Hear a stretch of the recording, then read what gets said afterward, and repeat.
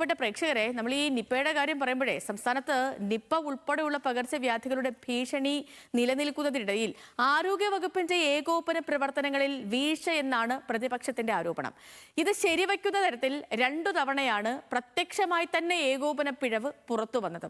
കോഴിക്കോട്ടെ നിപ്പ രോഗിയുടെ ആരോഗ്യനില സംബന്ധിച്ചും പാലക്കാട്ടെ കോളറ സ്ഥിരീകരണം സംബന്ധിച്ചും 2 അഭിപ്രായങ്ങളാണ് മന്ത്രി കെ മുരളീധരനും ജില്ലാ ഭരണകൂടങ്ങളും പങ്കുവച്ചത്. പ്രതിരോധ പ്രവർത്തനങ്ങൾക്ക് നേരിട്ടെത്തി നേതൃത്വം നൽകാത്തതിലും ശാസ്ത്രീയമായി സമീപിക്കാത്തതിലുമുള്ള പ്രശ്നമെന്ന് പ്രതിപക്ഷം ആരോപിക്കുമ്പോൾ ഈ വിഷയം നമ്മൾ ഇന്ന് പരിശോധിക്കുകയാണ്. ഏകോപനമില്ലാതെയാണോ സർക്കാരിന്റെ പ്രതിരോധം എന്നുള്ളതാണ് ചോദ്യം. നേരെ പോകുന്നു ന്യൂസ് ആംഗിളിലേക്ക്.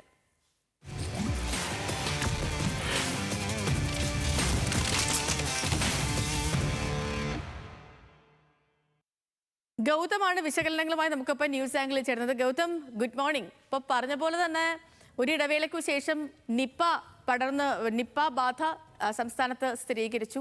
46കാരൻ്റെ ആരോഗ്യനില ഇപ്പോഴും ഗുരുതരമായി തന്നെ തുടരുകയാണ്. മരുന്നെത്തിയിട്ടില്ല ഇതുവരെ. മരുന്നെത്തിക്കുന്നതിലെ പ്രശ്നങ്ങൾ നേരത്തെ ചൂണ്ടിക്കാട്ടിയിരുന്നു. അതിനൊപ്പം ആരോഗ്യമന്ത്രി ഇതുവരെ കോഴിക്കോട്ടേക്ക് പോയി സാഹചര്യങ്ങൾ നേരിട്ട് വിലയിരുത്തിയില്ല. അദ്ദേഹത്തിൻ്റെ പ്രതികരണം തേടുമ്പോൾ അദ്ദേഹം പറഞ്ഞത് തിരുവനന്തപുരത്ത് മറ്റു രോഗബാധയുമായിട്ട് ബന്ധപ്പെട്ടുള്ള കാര്യങ്ങൾ ഉണ്ടായിരുന്നു, അത് നോക്കാതെ അങ്ങോട്ടേക്ക് പോകാൻ പറ്റുമോ? പ്രതിപക്ഷം ഇങ്ങനെ എല്ലാത്തിനും അടച്ച് ആക്ഷേപിക്കരുത്, കുറ്റം പറയരുത് എന്നൊക്കെയായിരുന്നു.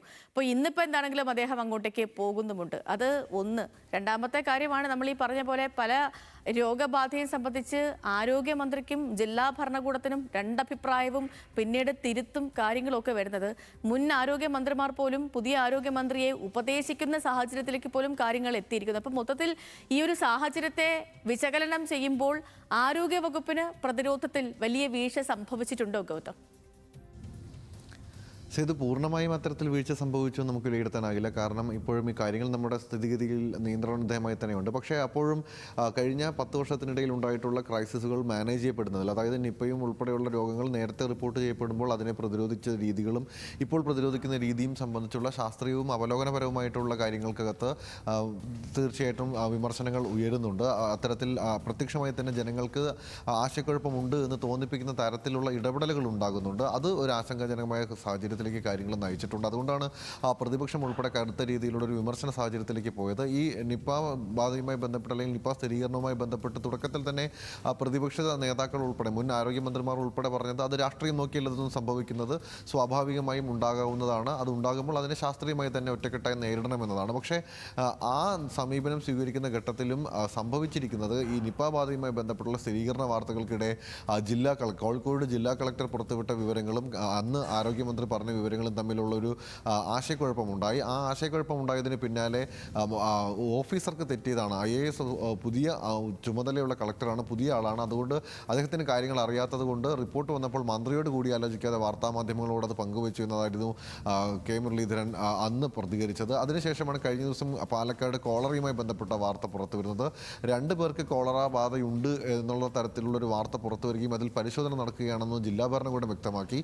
ആ പരിശോധനാ ഫലം നെഗറ്റീവാണെന്ന് വൈകുന്നേരത്തോടു കൂടി തന്നെ DMO പ്രഖ്യാപിക്കുകയും ചെയ്തു. പക്ഷേ ആ സമയത്തിനുള്ളിൽ തന്നെ ആരോഗ്യവകുപ്പ് പുറത്തുവിട്ട മാധ്യമങ്ങൾക്ക് നൽകിയ പ്രസ്താവനയിൽ, ആ കുറിപ്പിൽ വ്യക്തമാക്കിയത് പാലക്കാട് 2 പേർക്ക് കോളറ സ്ഥിരീകരിച്ചു എന്നാണ്. അപ്പോൾ ഈ താഴെത്തട്ടിൽ നടക്കുന്ന പ്രവർത്തനങ്ങളും ആരോഗ്യമന്ത്രിയുടെ ഓഫീസും മന്ത്രിയും തമ്മിൽ ഈ കാര്യങ്ങളെ സംബന്ധിച്ചുള്ള ഒരു ആശയവിനിമയം നടക്കുന്നില്ല എന്ന് തോന്നിപ്പിക്കുന്ന തരത്തിൽ, അല്ലെങ്കിൽ അത്തരത്തിൽ വ്യക്തമാക്കുന്ന തരത്തിലുള്ള ചില റിപ്പോർട്ടുകളും വാർത്തകളും പുറത്തുവന്നതിൻ്റെ അടിസ്ഥാനത്തിലാണ് ഇപ്പോൾ ഈ ആരോപണം പ്രതിപക്ഷം ശക്തമാക്കിയിരിക്കുന്നത്. നമുക്ക് വിലയിരുത്തുമ്പോഴും ഇത്തരത്തിലുള്ള ഒരു പിഴവ് ഒരുപക്ഷെ ഒരു ശാസ്ത്രീയമായിട്ടുള്ളതോ അല്ലെങ്കിൽ നേരത്തെ മുൻപരിചയമില്ലായ്മയുടെ ഭാഗമായിട്ടുണ്ടാകുന്ന ചില ആശയക്കുഴപ്പങ്ങൾ ഉണ്ട് എന്നത് വസ്തുതാപരമാണ്. പക്ഷേ അപ്പോൾ തന്നെയും ആശങ്ക ഉയർത്തുന്ന തരത്തിൽ ഇതൊരു വലിയ കുഴപ്പത്തിലേക്ക് പോയി എന്ന തരത്തിലൊന്നും നമുക്ക് വിലയിരുത്താനാകില്ല. പക്ഷേ ഈ പരിഹരിക്കേണ്ടതും നേരിട്ടെത്തി തന്നെ, അതായത് ഈ മാതൃക നമ്മുടെ മുന്നിൽ നിലനിൽക്കുന്നത് കൊണ്ട് തന്നെ ജനങ്ങൾ അതുമായി താരതമ്യപ്പെടുത്തിക്കൊണ്ടുള്ള ഒരു അവലോകനം നടത്തുകയും അതിൽ അഭിപ്രായം പറയുകയും ചെയ്യുന്നുണ്ട്. ആ സാഹചര്യത്തിലാണ് ഒരുപക്ഷെ നേരത്തെ ഉണ്ടായിരുന്ന പ്രതിരോധ സംവിധാനങ്ങളെ സംബന്ധിച്ച്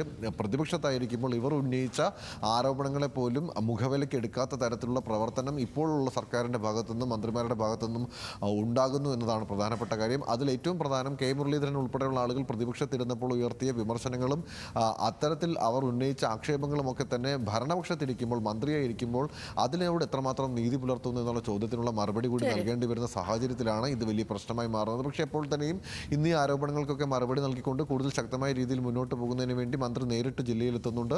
ഒപ്പം പ്രതിപക്ഷ MLA-മാരും നേതാക്കളുമൊക്കെ തന്നെ ആ സ്ഥലത്ത് ക്യാമ്പ് ചെയ്യുന്നുണ്ട്. അതുകൊണ്ട് വലിയ ഗുരുതരമായ പിഴവുകളിലേക്ക് പോയിട്ടില്ലെങ്കിൽ പോലും ചെറിയ തരത്തിലുള്ള ആശങ്ക പരത്തുന്ന ഇടപെടലുകൾ ഉണ്ടായിട്ടുണ്ട്. അത് പരിഹരിക്കേണ്ടതാണെന്നാണ് വിലയിരുത്താനാകുക. ഓക്കെ, അപ്പൊ അതാണ് ന്യൂസ് ആംഗിളിന്റെ വിലയിരുത്തൽ.